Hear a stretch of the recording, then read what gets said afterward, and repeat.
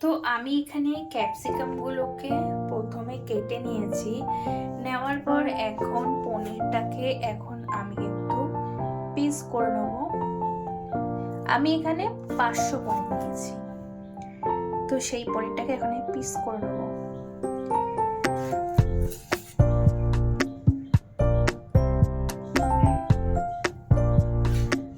কাটা পনিরগুলোকে আস্তে আস্তে আমি তেলে ছেড়ে দেবো।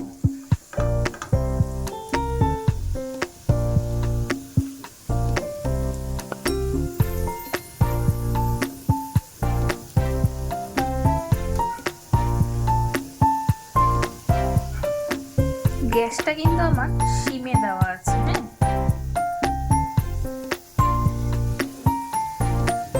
পনিরটাকে কিন্তু আমরা বেশি ঘাটাঘাটি করবো না, তাহলে কিন্তু পনিরগুলো ভেঙে যাবে। হালকা হালকা আছে কিন্তু আমরা পনিরটা অল্প অল্প লাল লাল করে আমরা পনিরটা ভেজে নেব। বেশি ঘাটাঘাটি করলে পনিরটা কিন্তু ভেঙে যেতে পারে।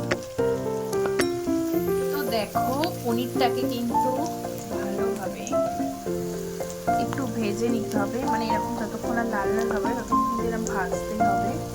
এখানে কিন্তু আমি পোস্ত আর চালমগজ দিয়ে একটা কিন্তু পেস্ট বানিয়ে নিয়েছি। এটা পেস্টটা একটু মানে পাতলা হবে। আর সেখানে তারপর কিন্তু আমি ক্যাপসিকাম ওই তেলের মধ্যে কিন্তু আমি দিয়ে দিয়েছিলাম বাটার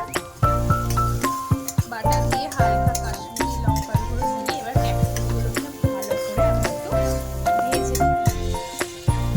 তারপর পেস্টটা করার পর ক্যাপসিকামকে আধ ভাজা করে পেস্টটা এর মধ্যে আমি দিয়ে দিলাম। দিয়ে স্বাদ মতো নুন আর স্বাদ মতো চিনি দিলাম। দিয়ে এখন ভালো করে নাড়তে হবে। যতক্ষণ না এটা থেকে একটু তেল তেল মতো বেরোবে ততক্ষণ কিন্তু নাড়তে হবে। আর এখানে ভাজা পনিরটাকে আমি কিন্তু ভেজে একটু মানে থালাতে আমি ছড়িয়ে দিয়েছি। যতক্ষণ এটাতে তেল বেরোবে ততক্ষণ কিন্তু এটা নেড়ে যেতে হবে হালকা ফ্লেম দিয়ে। তারপর কিন্তু আমরা দেব 1 কাপ কাঁচা দুধ এর মধ্যে। তারপর কিন্তু আস্তে আস্তে আমরা কিন্তু পনিরটাকে এর মধ্যে দিয়ে দেব।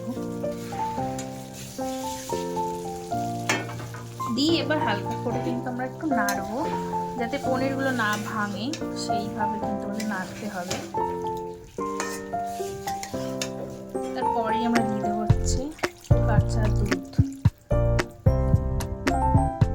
দেখো, দুধটা দেওয়ার পরে ঠিক কালারটা কিন্তু এরকম আসবে। এটাকে ভালো করে ফোটাতে হবে। ভালো করে ফুটে গ্রেভিটা যদি বেশি হয় বেশি, যদি কম হয় তাহলে কম।